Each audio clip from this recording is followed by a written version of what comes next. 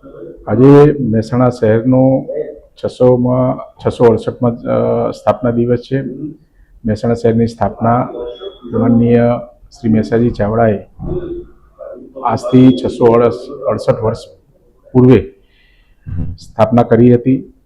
મહેસાણા શહેર એ આગવી ઇતિહાસ, સંસ્કૃતિ અને પ્રગતિ ધરાવતું શહેર છે. ઉત્તર ગુજરાતનું વડું મથક છે.